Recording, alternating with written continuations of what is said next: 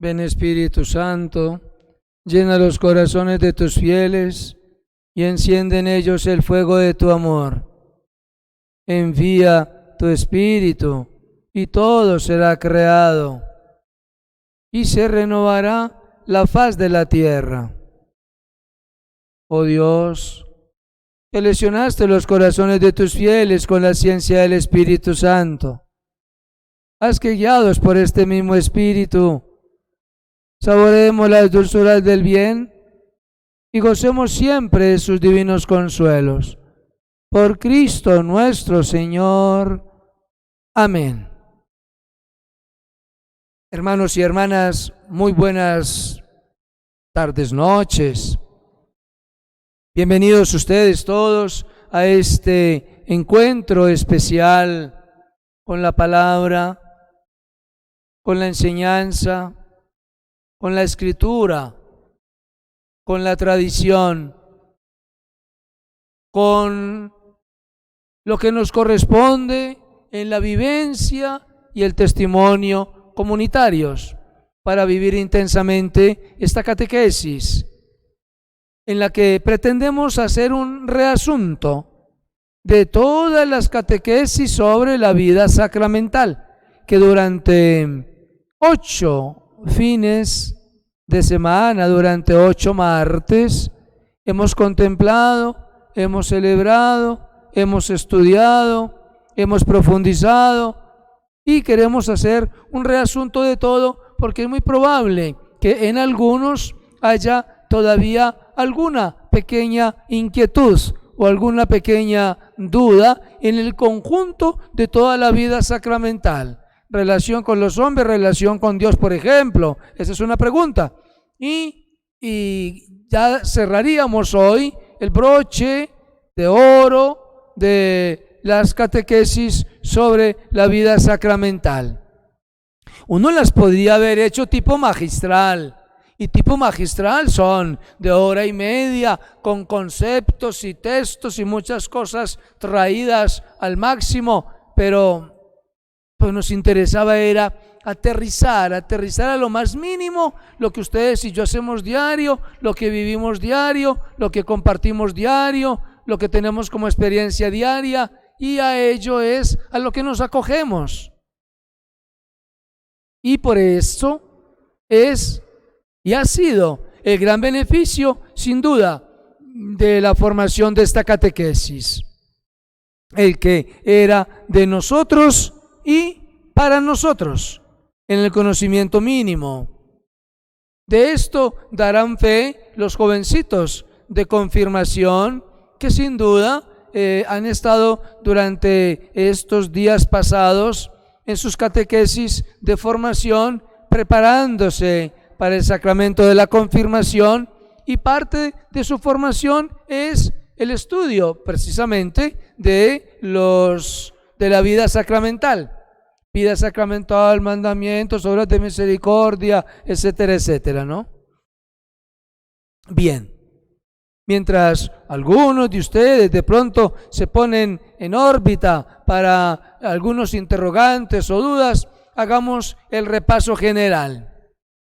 Primer momento, por eso se llama el primero, y se le dice que es la puerta para entrar a la iglesia. Y la puerta para entrar a la iglesia, entonces, le corresponde al sacramento del bautismo. El sacramento del bautismo es el inicio de la vida cristiana. Por eso dice, es la puerta por donde se entra a la comunión expresa con Dios. Sí, comunión expresa con Dios, porque paso de ser una criatura a ser un hijo. Paso de formar parte de las cosas del mundo a formar parte de los bienaventurados hijos de Dios. Paso de una realidad material a una realidad espiritual. Paso de lo meramente humano a una comunión con lo divino. Paso de lo pequeño a lo más grande, de lo que no cuenta a lo que cuenta. Y ese sacramento es el que nos abre el camino de inicio de salvación en la comunión expresa con Dios por el Espíritu. Porque antes éramos obras de la creación, como los perritos, las vacas, los gallos, las gallinas, los perros, las perras y gatos y gatas, río Medellín que baja, morros, picachos, piedra del Peñol, y nosotros éramos obra de la creación. Una vez bautizados, entre comillas, ya no somos más obra de la creación, ya somos una recreación de Dios en nuestra realidad de vida. Y esa recreación de Dios se da en la comunión espiritual. Ahí es donde se manifiesta la recreación. Empezamos a recibir un espíritu de vida que no muere. Entonces alcanzamos la segunda vida. En la experiencia esa de que tenemos 2 vidas y 2 muertes, ¿no? Primera vida, nacemos a la vida natural. Nació un niño, nació una niña. Cuando nos llevan al bautismo, nos dan una primera muerte, muerte al pecado, al pecado original. Y nos dan inmediatamente una segunda vida, que es de carácter eterno, la vida espiritual. Somos hijos de Dios. Estamos a la espera de la segunda muerte. Y la segunda muerte es cuando ya el cuerpo no resiste más. Esa experiencia de segunda muerte le da paso a la plenitud de la vida. Esa es la comunión en la vida sacramental con el primer momento de vida íntima de la humanidad con Dios. Nos hacemos hijos de Dios. En su orden, la celebración sacramental nos corresponde vivir la experiencia del sacramento de la penitencia. Porque si bien a veces lo colocamos de tercero, cuando lo decimos bautismo, comunión, penitencia, confirmación, es el segundo. Porque para recibir la comunión es necesario estar en gracia y estar en paz. Y para estar en paz y gracia es necesario asumir el sacramento de la penitencia. Por eso lo hemos estudiado de segundo. El sacramento de la penitencia simplemente me entra, me reencaucha, me reencamina a la amistad con Dios, cuando por las condiciones de la debilidad y del pecado yo me he alejado del Señor. Y cuando yo me alejo del Señor, pues pierdo la dimensión de hijo, pierdo la comunión con la gracia, pierdo la experiencia fraternal, pierdo el signo de comunión, pierdo mi relación con Dios. Miren todo lo que se pierde. Y el sacramento de la penitencia vuelve y me restituye, me restituye todos esos momentos de vida que yo había perdido. Me los restituye el sacramento de la penitencia. Y esa restitución implica un signo total de comunión con Dios y con los hombres, a quienes nos debemos. Padre, preguntan, aquellas personas que se bautizan por segunda vez en otra religión, habiendo estado bautizados en la Iglesia Católica, ¿no entran en apostasía? Apostasía significa la negación de la fe y la comunión en la iglesia. No, lo que no entran en apostasía, lo que entran es en un limbo de ignorancia total, porque lo hacen es por sentimientos, por acciones, por comportamientos. Ni siquiera yo no lo creo que lo hagan por conversión. No lo hacen por conversión, porque si lo hicieran por conversión sabrían que el sacramento del bautismo no se puede recibir 2 veces. Recuerden que entre los sacramentos que imprimen carácter, que se celebran solo una sola vez, está el sacramento del bautismo. Y después de que yo me bautice, ya cualquier cosa de más no sirve.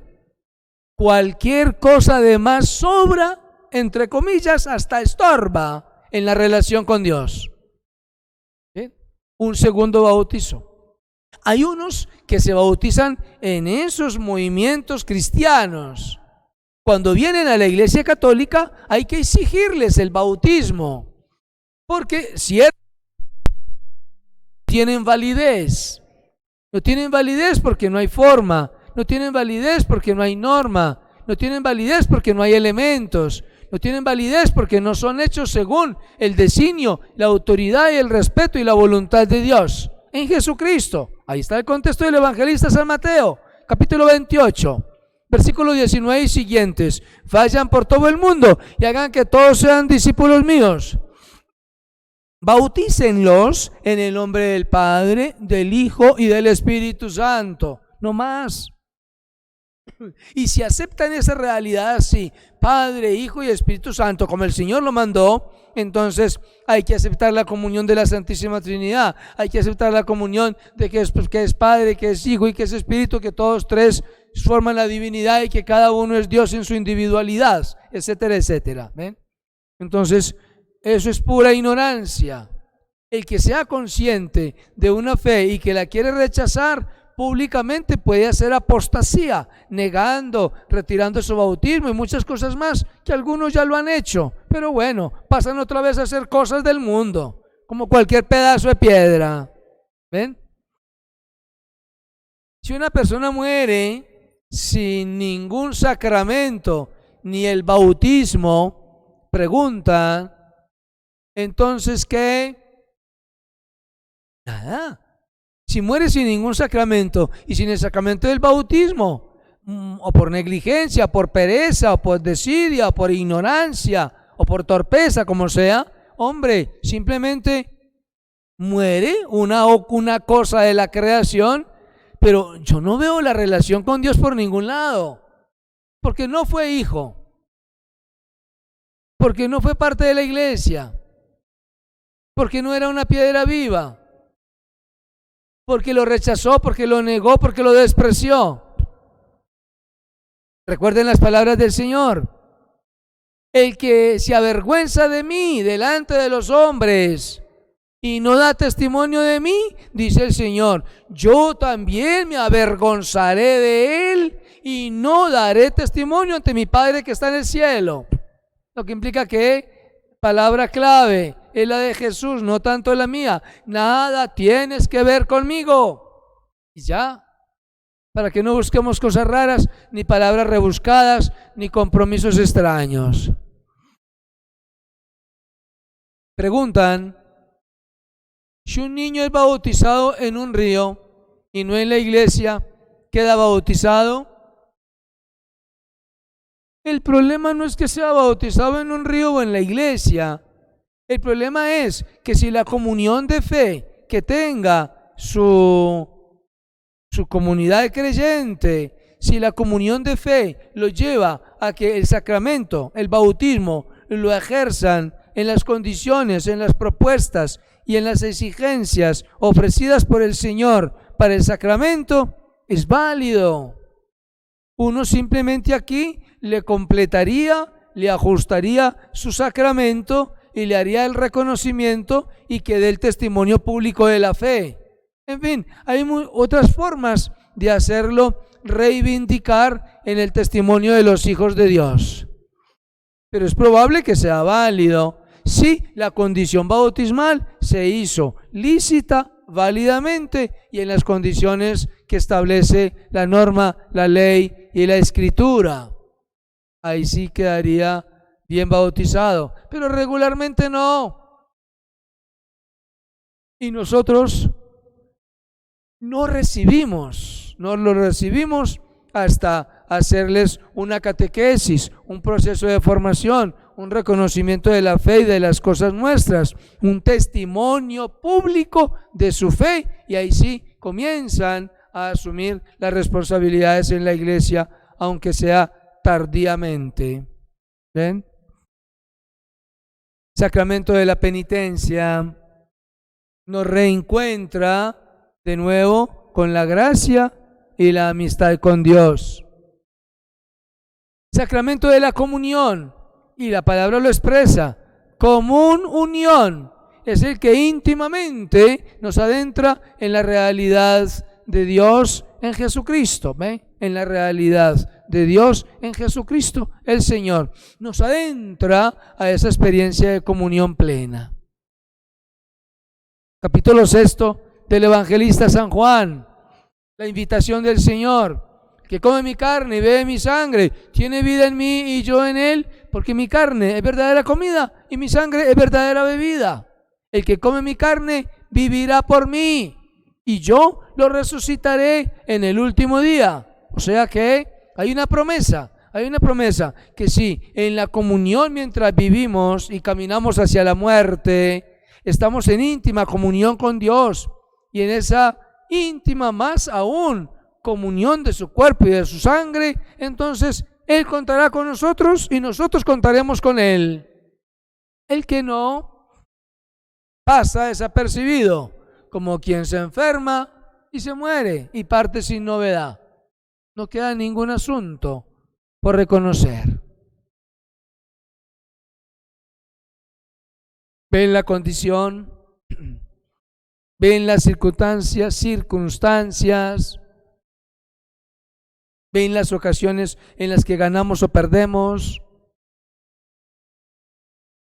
Esa es una experiencia definitiva de la comunión íntima con Dios. Penitencia, comunión. Confirmación. El sacramento de la confirmación es el que me lleva a mí, delante de la comunidad, en público, sin ningún temor, a dar testimonio de mi vida y de mi fe. ¿Ven? A dar testimonio de mi vida y de mi fe. ¿Cómo? Confirmando públicamente mi fe.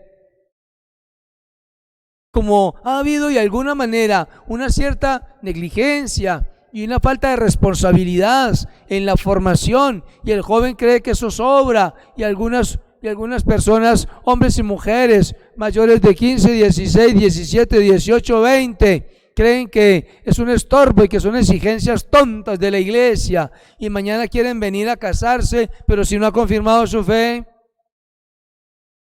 Mañana quieren venir a ser testigos de sacramentos, de bautismo o de matrimonio, y no han confirmado la fe. Por eso es que se les está exigiendo a algunos, particularmente jóvenes, menores de 35 años, se les está exigiendo su partida de confirmación. No un capricho más, un papel más que piden, no. Un testimonio de vida es lo que piden. Hombre, tranquilamente puede ser padrino el que ya confirmó su fe. Y hay unos de gordos hinchados que, sin haber confirmado su fe, viniendo tal y cual desde el bautismo como están, y salen a ser padrinos. Oiga, no saben qué significa la palabra padrino. ¿Ven? Y entonces hay que frenarles su buena intención y su compromiso hasta que tomen decisiones de sí mismos en la fe y luego para los demás. No puede ser padrino quien no haya asumido el testimonio de su fe públicamente. Pues sin embargo se dan las de gordos hinchados. Hasta el sacramento de la confirmación se llaman sacramentos de iniciación cristiana. Iniciación es el proceso de la base inicial de formación hasta la confirmación. ¿Por qué? Porque después de ahí ya siguen estados de vida, o sea, actitudes permanentes de su comportar y de su ser que los identifican tal y cuales son. Pero si no han tenido la experiencia inicial, ¿cómo van a aparecer de buenas a primeras ya conocidos, aprendidos y testigos? No. En principio yo decía, pero hombre, más trabas y más problemas. Venga, sí. Luego comprendí la verdad.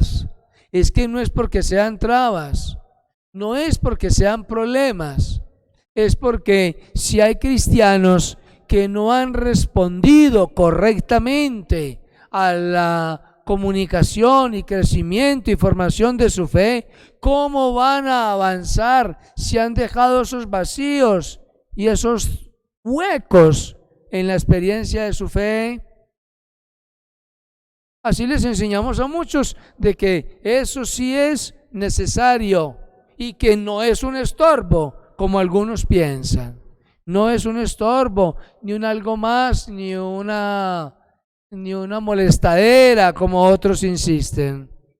No, es el signo de la comunión y de la participación a la cual todos estamos llamados. Después del sacramento de la confirmación, ya nos declaran adultos en la fe. Ya los jovencitos tienen 15, 16 años, ya saben de dónde vienen, para dónde van, ya saben qué quieren, qué buscan, ya saben qué es bueno, qué es malo, ya saben qué es justo, qué es injusto, ya saben todo. Entonces son declarados adultos en la fe. Y esos adultos en la fe ya están llamados a dar testimonio de su vida. No descuidemos esta realidad, no descuidemos este aspecto, este momento especial en la vida. No descuidemos ese compromiso, menos descuidemos las acciones, porque ustedes y yo estamos en permanente formación, en permanente instrucción, en permanente comunión, en lo divino y en lo humano. Preguntan, si una pareja se separa y ya no comparten vida juntos y ninguno tiene pareja aparte, ¿pueden recibir la Eucaristía? ¿O está cometiendo alguna falta? Si por algunas condiciones desgraciadamente materiales, una pareja de esposos casados por la iglesia se separan e individualmente cada uno vive por su lado, cada quien con sus responsabilidades y su vida personal,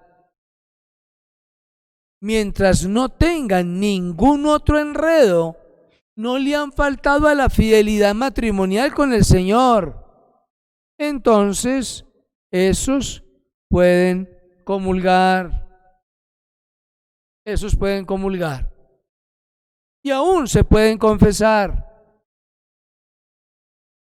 Porque no están en la condición de los otros, que siendo casados en sacramento matrimonio, separados, rejuntados y con otras nupcias, incluso hasta civiles, no pueden. Porque eso ya no es comunión. Ahí se rompe la comunión con Dios. Y al romperse la comunión con Dios, entonces sencillo, yo estoy en pecado. ¿Por qué? ¿Por qué me separé? No, porque estando con otra persona, rompí mi relación con Dios. No lo miren por la relación con los hombres o con las mujeres. Que este era mi esposo, que esta era mi esposa, que este era mi ex. No, hay que mirarlo, verlo, descubrirlo, es en la medida de lo que corresponde, es por la amistad y fidelidad a Dios. No más, no más. Lo demás sobra. Sobra y a muchos les estorba. Ante esa pregunta es clara la respuesta. Sacramento de la unción de enfermos. Es un sacramento que, mírenlo, entre comillas, no es obligatorio. Digo no es obligatorio porque si yo regularmente estoy aliviado y particularmente no he sufrido de enfermedades graves que me motiven una unción, entonces yo estoy en paz, yo estoy bien. Porque es solo para los enfermos, no es para los aliviados. Los aliviados van a su Eucaristía y allí comulgan y comparten su celebración y comulgan y celebran. Pero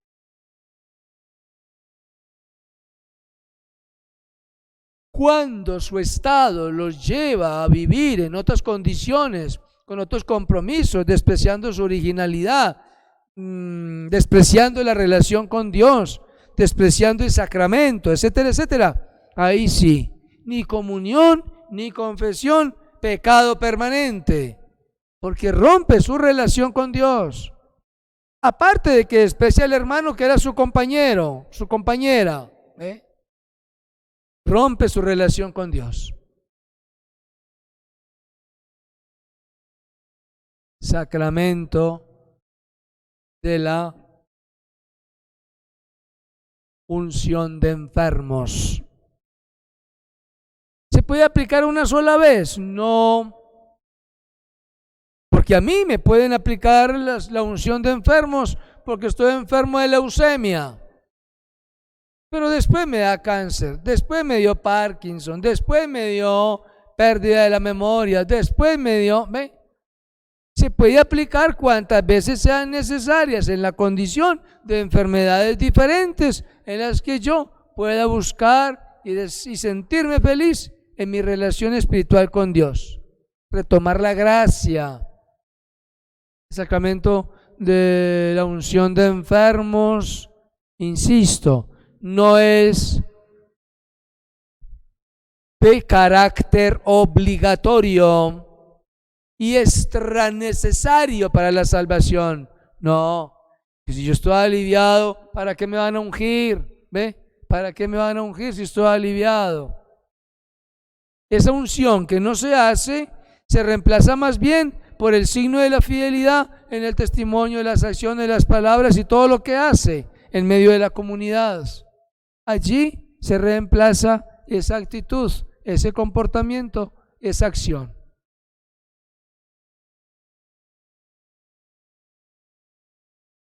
Luego seguirían los dos sacramentos últimos que denominamos estados de vida.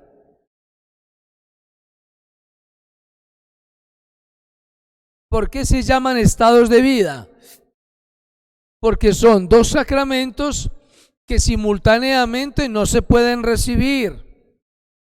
O le dedica su vida al servicio de su esposa, de sus hijos, de su matrimonio, o le dedica su vida al servicio y consagración a Dios en el beneficio del servicio a la iglesia.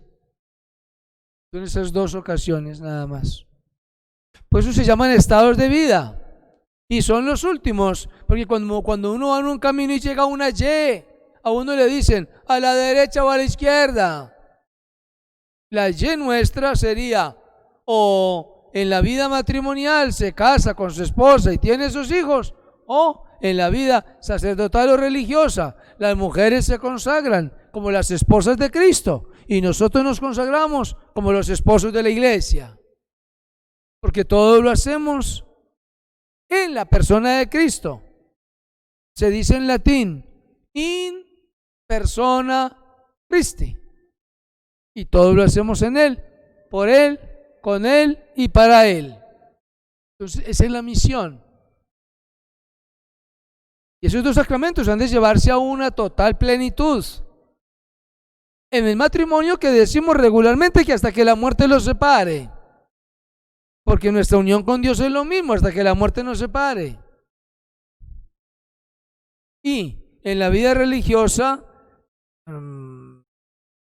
las mujeres que se consagran hacen votos, y en medio de esos votos que renuevan permanentemente durante 6, 7, 8 veces, la última es la vencida. Al final, después de renovar varias veces, como están estipulados en las reglas de algunas comunidades religiosas, entonces ya hacen votos perpetuos. Y esos votos perpetuos eran la experiencia de la comunión total con Dios. Se acabó el noviazgo, ¿eh? Se acabó el noviazgo. Si una persona se casa con otra de otra religión y ella comparte las ceremonias de él, ¿está cometiendo pecado? Esa expresión de casarse con otra persona de otra religión, esa expresión se dice que asume un matrimonio mixto. Matrimonio mixto no son dos mujeres y un hombre, dos hombres y una mujer, no. El matrimonio mixto consiste en que se casan dos personas que cada uno de ellos tiene diferente conducta de servicio, de atención moral y de creencias. Se puede casar un no creyente con un creyente. Ese matrimonio se llama mixto. Y para que sea válido y lícito en el tiempo, tiene que, entre tantas responsabilidades, hay una que es la más importante. Los hijos deben ser educados, formados, levantados, instruidos en la parte creyente de la Iglesia Católica. Esa es la única condición. Ojo. La única condición, que los hijos sean formados en la parte creyente. Si mañana, pasado mañana, por problemas, se rompe ese compromiso inicial y alguno o el otro se volteó y cambió de religión, etcétera, etcétera, ya pierden también la dimensión de válido sacramento y entra en el movimiento concubinato de una vida que no corresponde a la vida inicial de la comunión con Dios. Si se rompe la relación, insisto, en el compromiso de la educación y formación de los hijos, entonces el matrimonio ya entra en el fuero de lo fallido y hay que hacer proceso de nulidad del sacramento inicial que recibieron con toda autoridad y con toda verdad. ¿Ven? Esa es entonces la condición de quien comparte una vida de fe diferente a otro y que asume su testimonio. Es que a mí no me importa casarme aunque sea por su iglesia, dicen. Sí. No es que supere más el amor humano, sino que nosotros demostramos que prevalece más en nosotros es la vida sacramental. También ha sucedido que algunos de los nuestros van y se casan en otros movimientos cristianos y credos con los de allá y tienen obligación de recibir la fe que ellos tienen. Es una manipulación, no tiene sentido. No tiene ningún sentido. Él va por la muchacha, él va por el muchacho, no va por las normas de un pastor X o Y. En nosotros sí, porque es la validez del sacramento que está en fuego. De resto no. ¿eh? Es la validez del sacramento que está en fuego.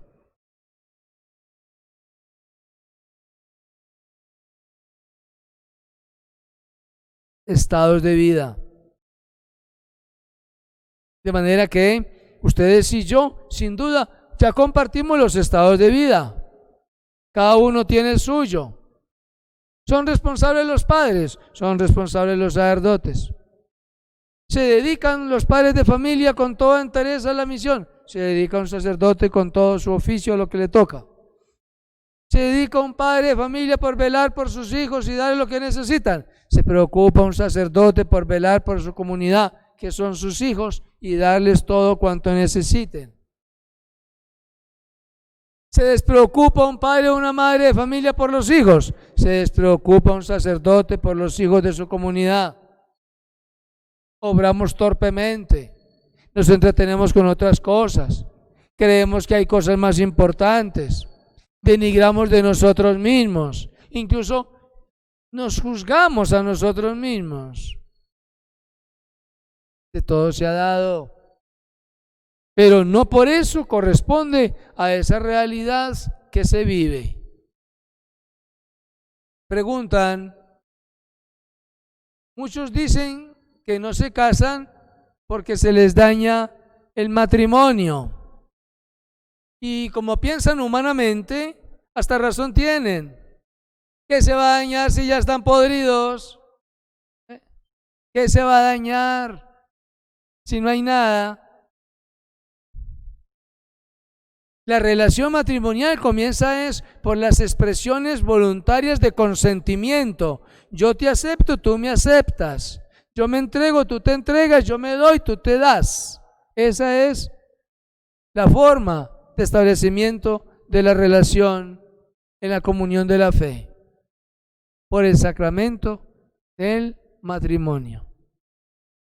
Entonces, que no se pongan a inventar cosas raras, que no se pongan a hablar de otros asuntos diferentes, negando a sí mismos la experiencia de comunión en la iglesia, que esa es la parte que más duele. Ojo, es la comunión de la iglesia la que yo quebranto, la que yo rompo, la que yo quiebro, la que yo desprecio.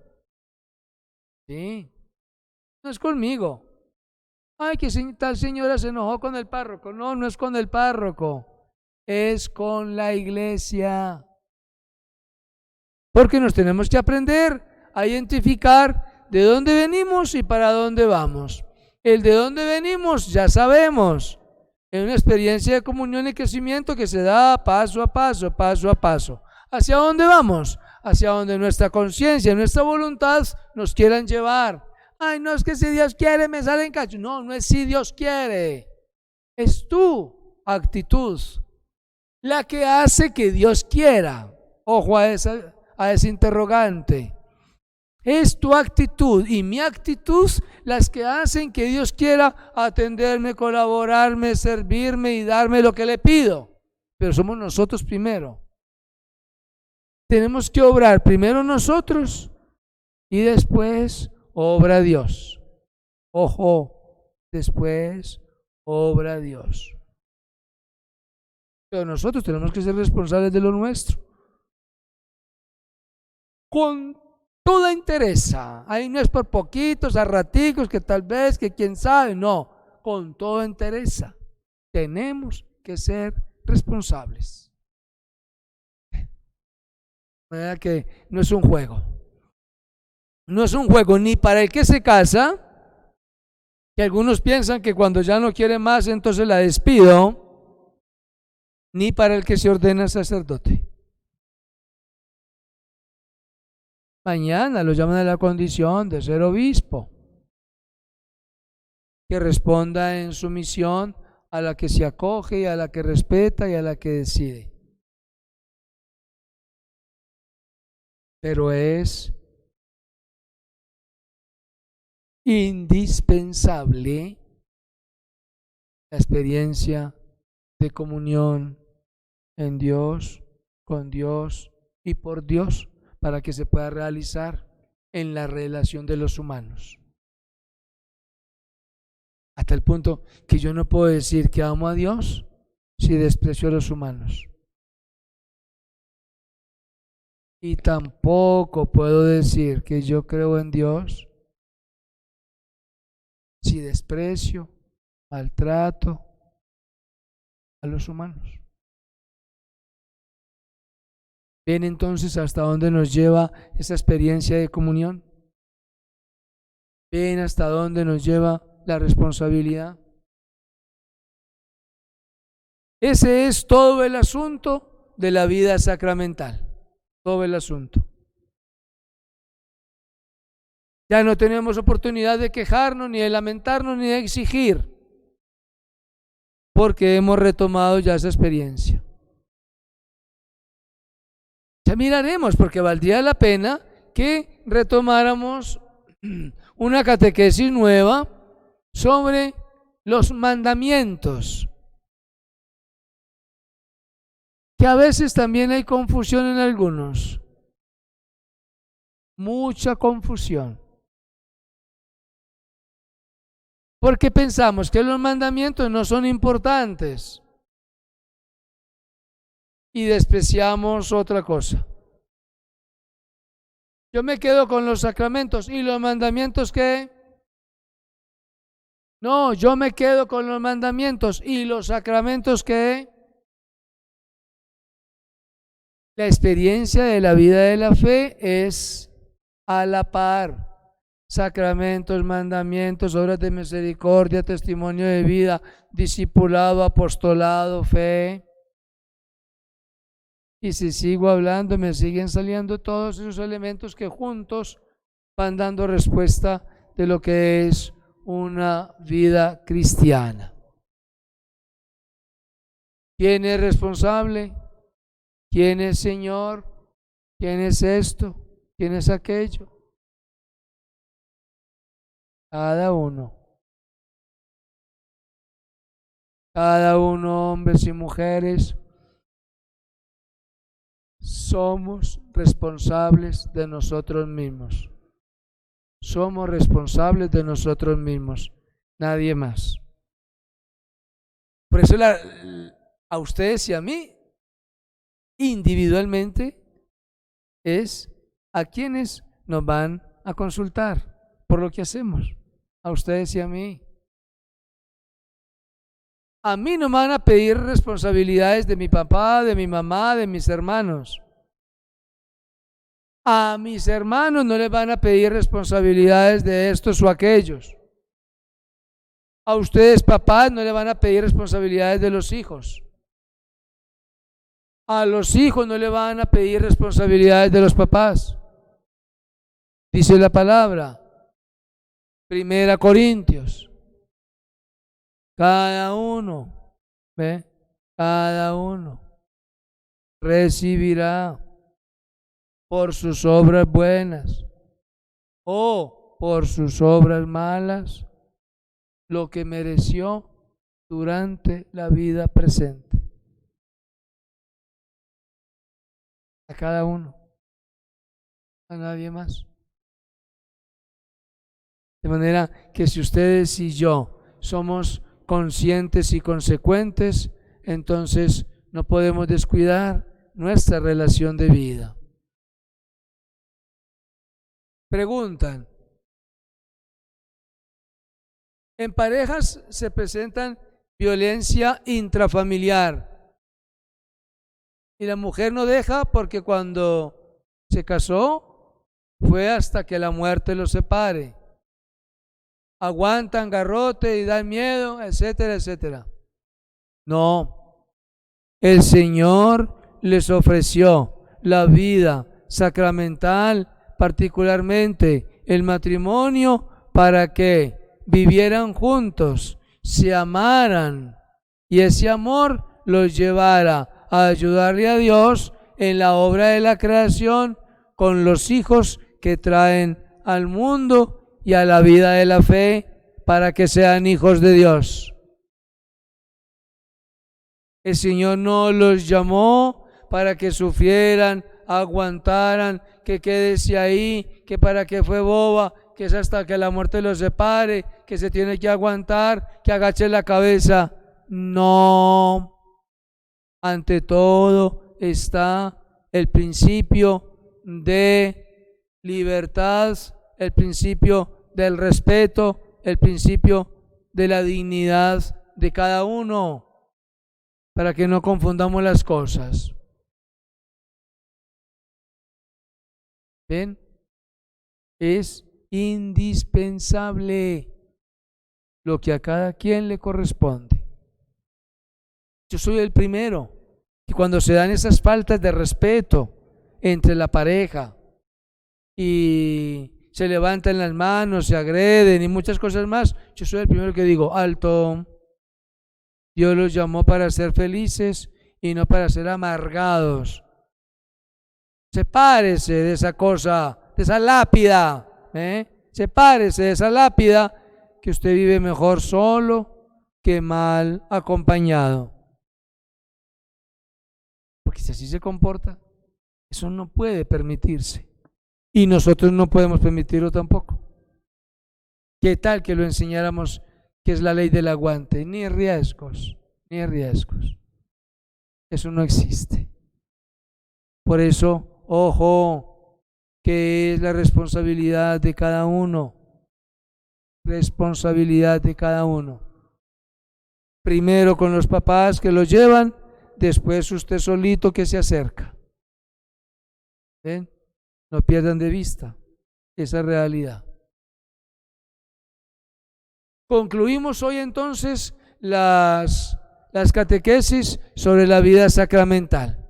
Cerramos hoy el ciclo de 8 o 9 encuentros, casi 10 con de la vida sacramental.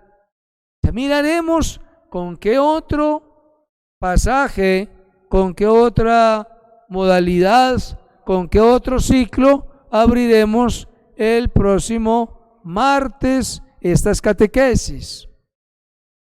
Yo propondría que como voluntad y disponibilidad para acercarnos a la vida sacramental tiene que existir una correcta vida en los mandamientos. Vamos a darle un toquecito a los mandamientos de la ley de Dios y vamos a ver cuántas catequesis, en cuántas catequesis nos ocuparemos de ello. La próxima semana, Dios mediante, iniciaremos ese ciclo nuevo en las catequesis sobre los mandamientos. Manos a la obra, pues. Es hora de descansar, es hora de ir a comer, es hora de disponerse a cerrar el día. No se le olvide antes de acostarse dar gracias. Que los bendiga el Dios Padre, Hijo y Espíritu Santo. Descienda sobre ustedes y los acompañe para siempre. Que tengan excelente noche y buen descanso.